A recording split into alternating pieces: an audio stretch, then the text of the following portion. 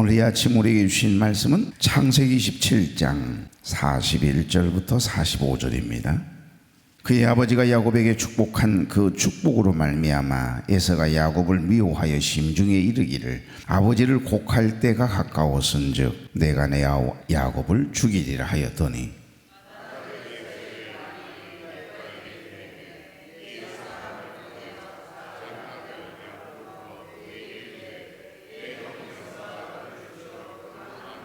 내 아들아 내 말을 따라 일어나 하란으로 가서 내 오라버니 라반에게로 피신하여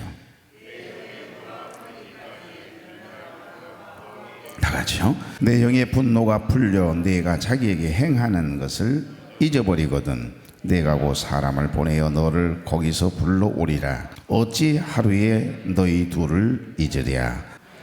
좌우로 인사 나누죠. 좋은 아침입니다. 네, 참 좋은 아침이네요. 이 아침 첫 시간 하나님께 드리기 위해서 걸어간 발걸음을 떼신 여러분, 또 가정에서 유튜브를 통해 함께 예배에 참여하고 계신 교회 여러분, 주의 이름으로 축복합니다. 오늘 우리가 마주한 이 본문은 야곱의 생애에서 어찌 보면 가장 어둡고도 긴 인생의 터널을 이렇게 지나가기 위해서 그 입구에 서 있는 그런 장면이 아닐까 싶습니다. 그러니까 자신의 꾀로 축복을 쟁취했다 여겼던 이 야곱 앞에 형 에서와의 단절과 그 관계가 깨진 거죠. 그리고 분노가 닥쳐옵니다. 안락했던 집은 더 이상 그에게 피난처가 되지 못했고 그는 이제 정든 집을 뒤로 한 채 낯선 광야로 내몰리게 됩니다. 그동안은 야곱은 한 번도 집을 떠난 적이 없고 어머니 곁을 떠나본 적이 없거든요. 특별히 어머니를 좋아했고 어머니도 야곱을 좋아했고 그래서 누구보다도 그 가정적인 그런 남자죠 사실. 근데 이 야곱은 자신의 꾀와 수단으로 축복을 쟁취하려 했지만 이처럼 그 꿈은 형제와의 단절 또 살인이라고 하는 비극적인 그런 어떤 파국을 가져올 수 있는 굉장히 위급한 상황이 되어버렸다 이 말입니다. 우리는 종종 인생의 결핍을 채우기 위해서 뭔가 내가 부족함을 채우기 위해서 사람을 수단으로 삼거나 나만의 견고한 성을 쌓으며 평안을 찾아보려고 성공해 보려고 행복을 추구하려고 합니다만 그러나 하나님 없이 세운 나의 성은 반드시 무너지고 때로는 관계가 깨지는 그런 아픔들을 경험하게 하지 않습니까? 그렇게 좋은 사이고 그렇게 너건대고 달 것 없이 그렇게 서로 나누고 베풀고 그러면서 그렇게 우애 있게 지내던 형제들도 아버지가 돌아가시고 어머니가 돌아가시고 난 다음에 그 재산 그게 얼마나 된다고 그것 때문에 의가 상하고 관계가 깨지는 모습 우리 집에서는 저 집에서는 안 일어날 것 같은데 일어난다니까요. 여기 믿음의 눈으로 보면 이 처절한 도망의 길은 하나님께서 야곱을 당신의 백성으로 빚어가시는 거룩한 광야 훈련의 소막입니다. 무슨 말씀이냐면 영적으로 보면 야곱을 하나님께서 이미 정하시고 그를 이미 믿음의 족장으로 삼으실 계획을 삼으셨어요. 이미 계획을 가지고 계시거든요. 그런데 이제 인간을 통해서 하나님은 일을 하시지만 사람이 그 일을 바른 생각을 가지고 있고 목적도 분명하고 하나님을 위한 일이고 영적인 일인 것, 곧 분명 옳은 일이거든요. 맞는 일인데 사람의 생각과 방법을 통하여 그 일을 쟁취하려고 할 때 이렇게 부딪힘이 생기고 깨지고 부서질 수 있다라고 하는 것.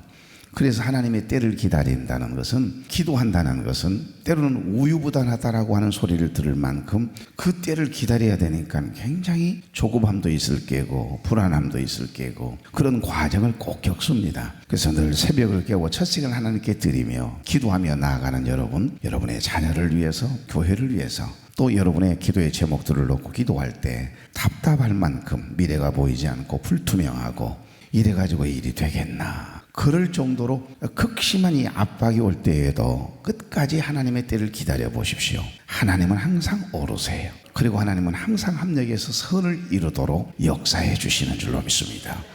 내가 하려고 할 때는 그거 생각하느라고요 얼마나 그 스트레스 부담이 큰지 몰라요. 근데 하나님께 맡겨놓고 나면 조금 시간이 더딘 것처럼 느껴질 수도 있고 좀 답답한 마음도 있고 얼른 이 문제가 해결돼 버리면 내가 좀 자유할 것 같은데 그런 생각이 올 때도 있습니다만은 그러나 하나님께서 이 일을 처리해 주실 때는 완벽하거든요. 사람들은 이래서 이랬을 거야, 저래서 저랬을 거야 라고 생각하고 말을 가벼이 하거든요. 아닌 것도 사실인 것처럼 막 들려올 때, 그러나 상관없어요. 왜냐하면 하나님의 일은 하나님이 하셨고, 하나님은 항상 완벽하게 처리하셨고, 결국에 종국에는 꼭 하나 되게 하세요. 그게 하나님의 역사고 성령의 역사인 줄로 믿습니다. 오늘 여기 본문을 통해서 오늘과 내일 몇 가지 우리는 교훈을 얻고자 합니다. 오늘은 첫 번째만 할 텐데요, 관계 단절과 환난의 의미입니다. 그래서 오늘 제목을 환난이라고 하는 이름의 멈춤 신호라고 이렇게 잡아보았습니다. 오늘 여기 41절 42절 다 같이요. 그의 아버지가 야곱에게 축복한 그 축복으로 말미암아 에서가 야곱을 미워하여 심중에 이르기를 아버지를 곡할 때가 가까웠은즉 내가 내 아우 야곱을 죽이리라 하였더니 42절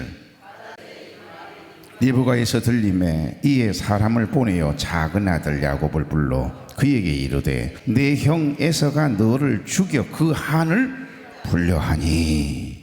아멘 하려고 그랬더니 좀 그러네요. 내용이 이거 뭐 형이 동생을 죽여버리겠다라고 이러는데, 아버지 지금 돌아가실 때 얼마 안 남았다. 지금 에서도요 아버지가 죽을 날이 얼마 안 남았다는 걸 느끼고 지금 이야기하는 거예요. 그런데 이후로 몇 년을 더 살죠? 43년을 더 삽니다. 그러니까 이 이삭은 어찌 보면 일찍 하나님께서 데려가시려고 하셨다가 말고 형 에서의 마음이 녹여질 때까지 살자는, 내 생각에 왜? 이 또한 지나가리라. 그 미움이, 상함이, 분노가 이게 가라앉을 때까지. 그리고 그것이 이제 자기 스스로 포기하고 내가 이러면 안 되는 것이었구나. 그때 만약에 아버지가 일찍 돌아가셨다면 살인극이 벌어질 수도 있어요. 아니 무슨 하란까지 쫓아가겠죠, 군사를 동원해가. 그런데 아버지가 안 돌아가 주시거든요. 아버지가 나를 사랑하는데, 그러니까 에서의 마음 안에도 누구보다도 아버지가 나를 위해 주고 사랑한다라고 하는 것을 알고 있을까요? 없을까요? 알고 있겠죠. 그러니까 그 아버지의 근심이 되고 싶지는 않은 겁니다. 그러니까 그 작은 마음 하나도 우리가 인간적으로 가만히 그냥 우리 입장에 생각해 보면 그래요. 하나님은 큰 틀이라고 하는 입장에서 이미 야곱을 정하시고 구속사적인 하나님의 경륜을 이루어갈 당신의 계획 프로그램대로 지금 진행하고 있는 겁니다. 조금 돌아갈 뿐이고 늦어질 뿐이지 하나님의 계획은 하나님이 이루세요. 그러니까 지금 관계 단절과 이 환난은 단순히 야곱이라고 하는 한 개인의 불운이 아니고요, 하나님 없는 인간의 욕망이 빚어낸 필연적인 파국이지요. 아무리 선한 일이라 할지라도 그 과정 가벼이 여기시면 안 돼요. 내가 좋은 일 하려고 하는 건데요, 하나님 앞에 많이 드리고 싶어서 이렇게 하는 거예요. 그러면서 만약에 하나님이 기뻐하시지 않는 다른 사람들을 죄를 짓게 해서 돈을 벌어가 부자가 돼서 하나님 앞에 헌금을 많이 하고 하나님을 위해서 일한다, 안 맞지 않습니까? 그러니까 하나님이 없는 인간의 욕망이나 하나님과 전혀 상관이 없는 하나님을 위한 나라고 하는 그런 어떤 목적은 잘못될 수밖에 없다는 거죠. 여기 본문 41절에서는 뭐라 그러죠? 내 아버지를 곡할 때가 가까웠은즉 내가 내 아우 야곱을 죽이리라. 다짐하고 또 다짐하는 거예요. 화가 난 겁니다. 지금 가장 가까운 혈육이 원수가 되었네요. 여기서 우리는 죄의 무서운 속성을 발견하게 됩니다. 죄는 뭐죠? 하나님과의 관계를 단절시킬 뿐만 아니라 가장 소중한 사람들과의 관계까지도 파괴한다는 겁니다. 그래서 여러분 가끔 남을 지적하고 비판하고 험담하는 걸 중단하라는 이야기는 그 관계를 깨는 일이 성령의 역사일까요? 악령의 역사일까요? 알면서요. 알면서 왜 여러분 남의 이야기를 하죠? 좋은 이야기하면 좋을 텐데, 여러분 갑자기 딸이 세상을 떠났어요. 갑자기 아들이 우울증을 앓다가 그만 세상을 먼저 떠났어요. 그러면 말을 만들어내잖아요. 여러분이 만약에 그 아버지라면, 그 어머니라면 그렇게 말할 수 있어요? 그럴 수 없지 않습니까? 그 사람의 아픔을 느끼고 아이고 얼마나 힘들까. 사람들은 저렇게 말을 하지만 부모된 그들의 마음은 어쩔까라고 하는 마음을 생각하면 막 가슴이 같이 찢어지는 느낌이 있잖아요. 이게 긍휼이에요. confession. 주님의 마음은 이런 마음을 갖기를 원하시는데 뭐 하려고 남을 끌어다가 세상에 없는 사람을 자꾸 이야기하냐고요. 그것도 좋은 이야기를 해서 좋게 들리면 얼마나 좋습니까? 그게 정말 무서운 죄라고 하는 것을 아직도 몰라요. 아직도 사실도 아닌 것을 사실인 것처럼. 여기 가장 가까운 혈육이 원수가 되는 건요, 가장 가까운 그 관계를 가벼이 여긴 문제지요. 여기 죄는 하나님과의 관계를 단절시킬 뿐만 아니라 가장 소중한 사람들과의 관계를 깨는 겁니다. 누군가가 저와 여러분과의 관계를 이간질한다 그러면 그런 얘기 하지 마시라고, 그런 얘기 하시려면 앞으로 나 찾아오지 말라고, 나 만나러 오지 말라고 딱 끊어야 되는 거죠. 그거 이상합니다. 나를 위한 것처럼 하면서 속을 뒤집어 놓거든요. 그리고 오해 불씨를 꼭 이렇게 붙여놓고 사라져요. 자기는 아무 일도 없는 것처럼 살아가고요. 이게 얼마나 마귀가 하는 일입니까? 이게 사람이 하는 일이 아니에요. 그 사람 미워해서는 안 돼요. 그래서였을까요? 신학자 디트리히 본회퍼라고 하는 유명한 독일의 신학자가 있습니다. 본회퍼는 죄를 고립이라고 정의를 해놓았어요. 완전히 고립돼 버리는 거. 죄를 지은 인간은 타인을 사랑의 대상이 아닌 나의 이익을 위한 수단이나 나의 앞길을 가로막는 장애물로 보게 된다, 이렇게 해석해 놓았더라고요. 완전 고립되는 거죠. 그 관계가 깨지니까 단절이 되는 겁니다.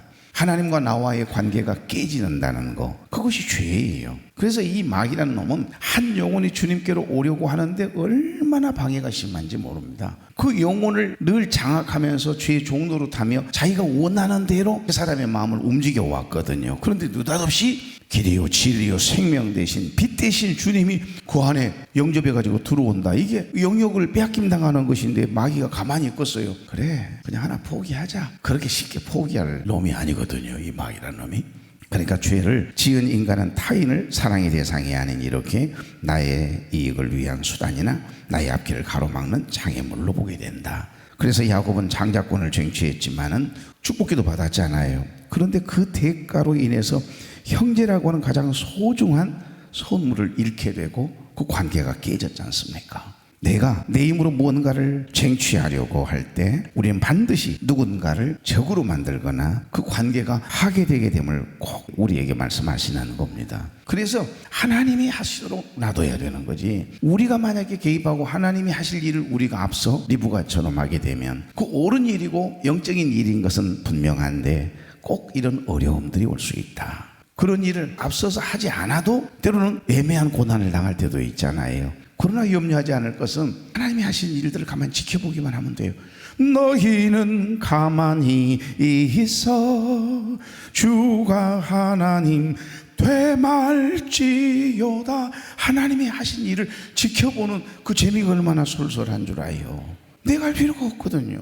우리 하나님이 얼마나 정확하게 기가 막히게 일을 처리해 주시는데, 그래서 기도가 재밌는 거예요. 믿고 구한 것은 받은 줄로 믿어라. 너희가 내 안에 거하고 내 말이 너희 안에 거하면 무엇이든지 원하는 대로 구하라. 그리하면 이루리라고 말씀하시잖아요. 기도는 재밌는, 기도는 너무 행복한 일입니다. 여러분, 그래서 매튜 헨리라고 하는 이 주석가는 이 장면을 보면서 죄는 평화의 뿌리를 잘라내고 가장 가까운 혈육을 원수로 만든다, 이렇게 표현해 놓았더라고요. 그러니까 야곱은 장자권을 얻었잖아요. 그거 귀한 겁니다. 그런데 대신 너무 소중한 형제와 관계가 깨졌어요. 관계가 깨지면 여러분, 마음이 평안한 사람이 어디 있어요? 말 한마디에 내 마음이 탁 바싹 깨지면서 그 사람 말 한마디에 딱 올가매지면 재미가 하나도 없어요. 목회도 재미없습니다.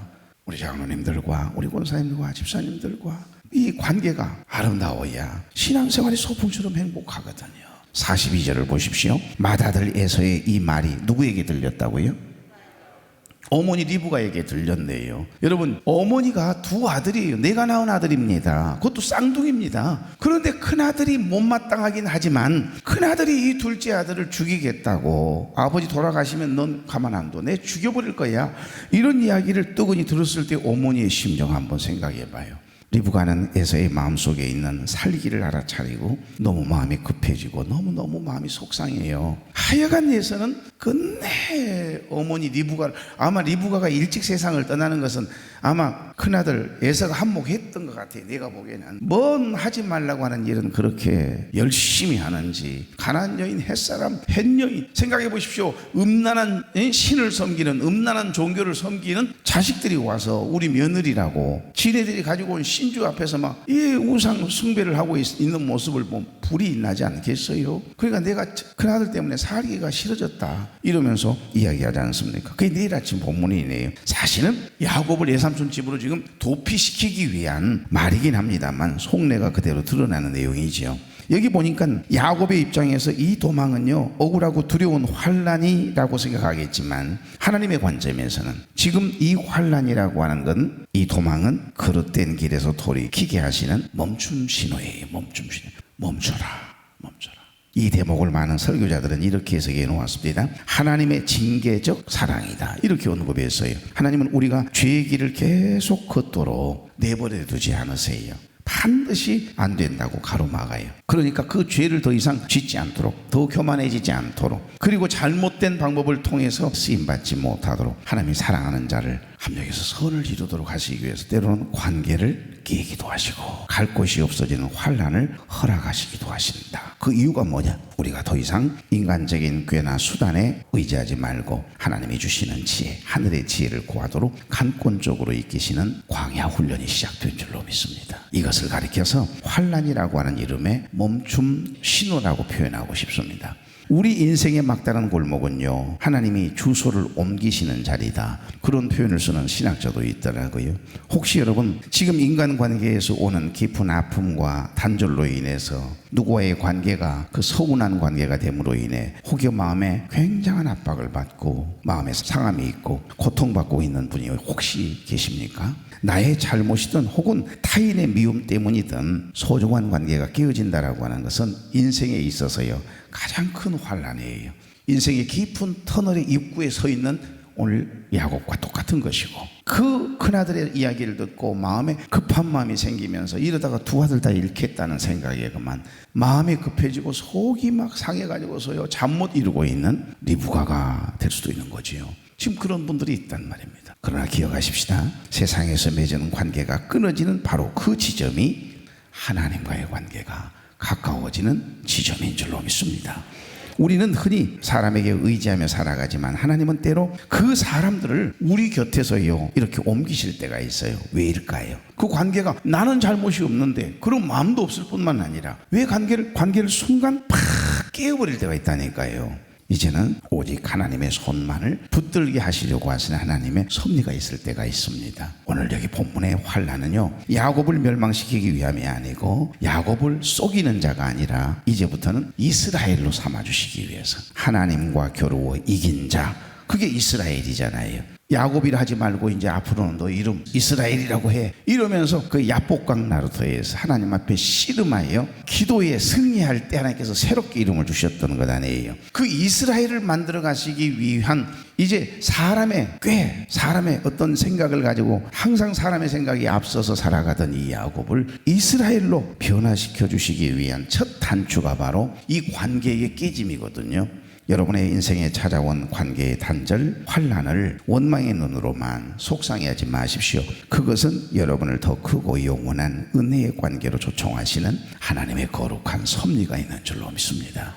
이게 섭리의 신앙이에요. 오늘 우리에게 찾아오는 예기치 못한 이런 크고 작은 환난들, 나는 지금 정상적으로 가고 있는데 갑자기 내가 잘못해서 내 죄 때문에, 내 잘못 때문에 관계가 깨질 때도 있고요. 나는 잘못이 없는데 믿음으로 기도하며 살아가는데 갑자기 하나님께서 상대가 나를 오해해가지고 관계를 탁 깨버릴 때가 있어요. 내가 죄 때문에 관계가 깨졌다면 하나님과 나와의 관계이든 이웃과의 관계이든 그건 회개하면 그 관계는 회복되는 겁니다. 그러나 내 잘못이 없는데 갑자기 하나님께서 이 관계를 깨게 할 때는 그 잠시 잠깐의 하나님의 섭리가 있다라고 하는 걸 꼭 기억하십시오. 그럴 때일수록 너무 속상해하지 말고 미워하지도 말고 그 영혼을 위하여, 그 일을 위하여 끊임없이 축복하며 기도하고 기다리다 보면 하나님 그 관계를 통해 왜 그때 틀어지게 하셨는가, 왜 오해를 하게 하셨는가, 왜 그때 그렇게 그토록이나 마음을 상하게 했는가, 시간을 가만히 지나놓고 보면 그 관계 다시 하나님 회복해 주시고요 더 큰 기쁨을 주실 줄로 믿습니다. 우리는 때로 사람들의 인정이나 환경의 안락함에 안주하려 합니다. 그러나 하나님께서는 이 모든 것을 이렇게 흔드심으로써 우리로 하여금 사람의 관계가 아닌 오직 하나님의 언약에만 뿌리를 내리게 하실 때가 있거든요. 관계의 깨어짐 속에서 낙심하기보다 이제 주님만이 나의 유일한 관계가 되어 주십시오. 하나님, 이 사람과 이 사람, 너와 나 사이에 촉매자 되시는 예수 그리스도가 계셔야 합니다. 주님이 아니시면 우리 관계 깨집니다. 하나님 안 돼요. 그러니까 너와 나와의 관계라고 하는 이 책에 보면 촉매자 되신 예수 그리스도가 존재하고 늘 인정하고 계시는 그 관계는 반드시 회복시키세요. 상대가 나를 비인격적으로 대하고 나를 물건 취급한다고 할지라도 나는 끝까지 주님의 마음으로 상대를 인격적으로 주님의 마음으로 대하면 그 관계를 이어가고 회복시키시는 촉매자 되시는 예수 그리스도께서 우리의 관계를 반드시 회복시켜 주시는 줄로 믿습니다. 이 놀라운 은혜가 있어요. 이게 우리 주님께서 우리에게 주신 특별한 은혜거든요. 그래서 많은 주석가들은 이 사건을 하나님의 징계이자 동시에 보호로 본 거예요. 하나님께서 울타리를 치신 거다. 하나님이 야곱을 안전하게 지키시기 위해서 환난이라고 하는 그 울타리 안에다가 딱 가둔 거다. 쫓겨나는 것은 징계지만 형의 칼날로부터 보호하시는 것은 은혜가 아닙니까? 이것이 복음이에요. 그러니까 지금 쫓겨가는 것 같고 도망치는 것 같은데 하나님의 보호가 작동했다니까요. 하나님의 보호하심, 하나님께서 울타리가 되어주시는 특별한 은혜가 이제부터 시작이 돼요. 왜? 아브람 이어서 이삭에 이어서 세 번째 족장이 될 야곱을 하나님께서 이제는 그냥 쓰실 수는 없을 것 아닙니까? 그러니 연단 또 연단, 자기의 부족함, 허물, 그리고 남을 속여서 장자의 복을 받으려고 했던 그것마저도 외삼촌 라반에게 속임을 당해가지고요 14년 고생하잖아요. 그러면서 훈련 받는 겁니다. 그러다가 6년 재산을 모두어서 다시 고향 땅으로 돌아오거든요. 그런데 그때는 이미 몇 날 며칠만 좀 내가 오라고 할 때까지 형 성질이 조금 잠잠해질 때 내가 연락하마 그랬는데 평생 못 보고 죽습니다. 야곱을 만나지 못해요. 어머니 다시는 보지 못하거든요. 지금 떠나면 다시는 보지 못해요. 그러니까 참으로 하나님이 하신 일은 오묘하기도 하고 어찌 보면 냉정하시기도 하고, 우리는 살면서 때때로 스스로의 선택으로 인해서 막다른 골목에 다다를 때가 있습니다. 야곱이 형의 칼날을 피해 도망쳐야만 했던 그 밤 한번 상상해 보십시오. 아마도 그의 인생에서 가장 어둡고 두려운 밤이었지 않을까라고 하는 생각이 들어요. 그래서 이 사건, 이 부분 아주 짧은 구절입니다만은 많은 신학자들과 설교자들이 이 대목에서 야곱의 도망을 주목하고 있습니다. 그래서 메투엘이라고 하는 이 주석가는 이 상황을 인간의 비참함 속에서도 하나님의 자비가 어떻게 개입되는지를 보여주는 통로다, 그렇게 표현해 놓았고, 스몰전 목사님은 야곱의 발걸음이 비록 두려움에서 시작된 것일지라도 결국 하나님께서 그를 훈련시키시기 위해서 마련하신 광야 학교로 미드바르, 베밋바르라 그러죠. 그 광야에서의 훈련에 돌입하기 위해서 광야 학교로 인도하시는 과정이었다. 이건 쫓겨가고 도망치는 게 아니고 하나님께서 이제부터 너 훈련 받아야 돼. 그리고는 연단 받기 위해서 광야학교 2박씩을 하는 거예요. 우리의 삶도 똑같습니다. 어떤 때는 내 실수로, 어떤 때는 타인의 미움으로 인해서 정든 집을 떠나야 할 때도 있고 안락함을 잃고 광야로 내몰린 것 같은 불안한 순간이 저와 여러분에게도 경험되지요. 그러나 우리가 기억해야 할 것은 야곱이 등 뒤에서는 형의 칼날을, 앞에서는 미지의 광야를 두고 걸어 나갈 때 우리 하나님은 그 길 끝에서 그를 기다리고 계신다는 거죠. 그 훈련의 교관은 우리 하나님이세요. 우리 하나님께서 훈련시키시기 위해서 우리로 하여금 이렇게 멈추게 하시고 그때부터 이제 훈련에 돌입하게 되거든요. 말씀을 정리하고 마치고자 합니다. 여러분, 우리 인생의 길 위에서 야곱이 마주했던 그 밤, 아마도 그의 인생에서 가장 어둡고 두려운 밤이었을 거예요. 그러나 많은 신학자가 주목하듯이 이 도망의 길은 인간의 비참함 속에서도 하나님의 손길, 자비가 어떻게 개입하시는지를 보여주는 생생한 통로가 되고 있다라고 하는 것을 우리에게 말씀합니다. 세상 사람들이, 세상에서는 우리가 실패하는 것처럼 보일지라도 하나님의 눈에는 그것이 뭐다? 내가 믿음 안에 서 있으면 거룩한 여정의 시작이라는 거예요. 저와 여러분을 훈련시키기 위한 광야 훈련이 시작되었다 생각하면 마음을 단단히 먹고요, 그 훈련 통과해서 거룩한 그릇으로 쓰임받는 영적 거인들이 되기를 바랍니다. 오늘 하루가 광야와 같이 척박하고 외롭게 느껴질 수도 있습니다. 바로 그곳이 하나님을 깊이 만나고 하나님을 더 가까이 하는 그런 기회가 되기를 바랍니다. 그러니까 내 꾀가 다하고 내 수단이 멈추는 그곳에서 비로소 하나님의 은혜가 시작이 된다는 것을 이 본문은 우리에게 이야기합니다. 바라옵기는 우리 가정과 일터가 사람의 욕망으로 가득 찬 곳이 아니라 하나님의 약속이 실현되는 은혜의 현장이 되기를 바랍니다. 비록 지금은 야곱처럼 쫓기는 마음으로 하루를 시작할지라도 우리와 함께 하시는 하나님의 신실하심이 저와 여러분의 모든 걸음을 약속의 땅으로 인도해 가시는 거예요. 그 인도하심만 받는 겁니다. 그러다 보면 하나님께서 이것을 주시려고 그 인생의 깊은 터널을 지나가게 하셨구나, 그 눈물의 골짜기를 지나오게 하셨구나. 바로 하나님께서는 저 끝자락에서요 좋은 것 준비하시고 기다리시고 계신다니까요. 그 은혜와 복을 받아 누려야 하지 않겠습니까?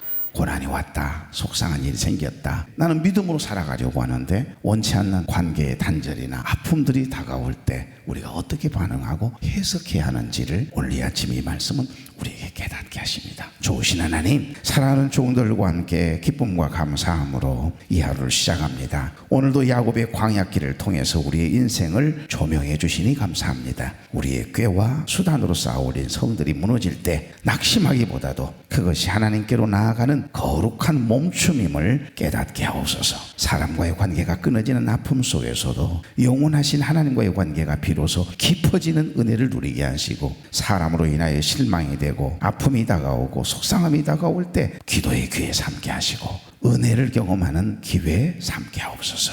지금 광야와 같은 막다른 골목에서 두려워하고 염려하고 걱정하고 있는 당신의 사랑하는 백성들이 있습니까? 그 길 끝에서 기다리시는 하나님의 신실하신 손길을 붙들게 하시고 다시금 믿음의 발걸음을 힘있게 떼는 사랑하는 종들 되게 하옵소서.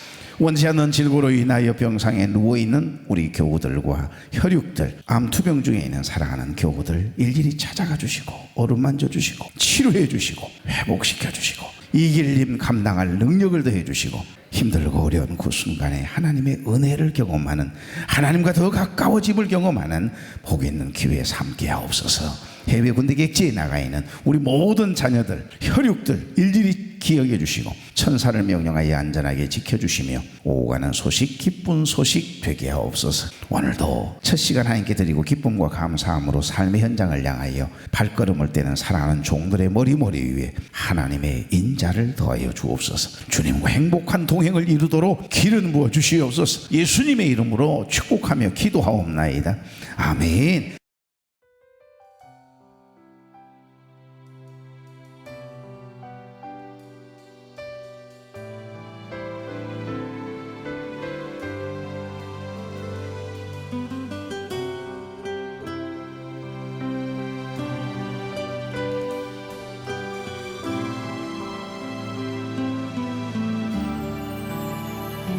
슬픔 속에서도 울지 않는 것, 억울해서 울지 않는 것, 걱정할 수밖에 없는 상황 속에도 걱정하지 않는 것,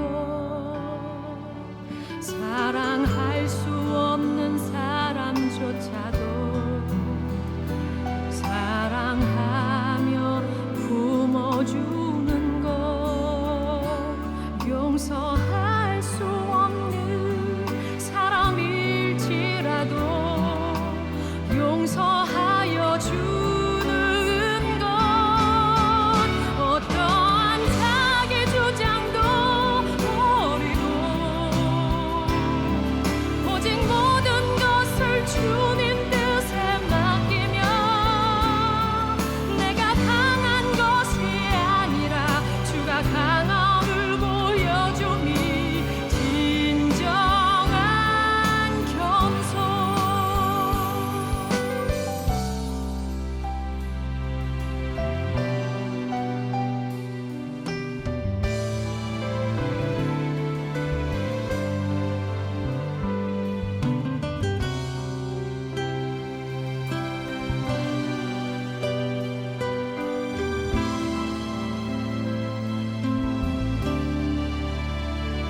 참을 수 없어도 화내지 않고 끝까지 인내하는 것 감사할 수 없는 그런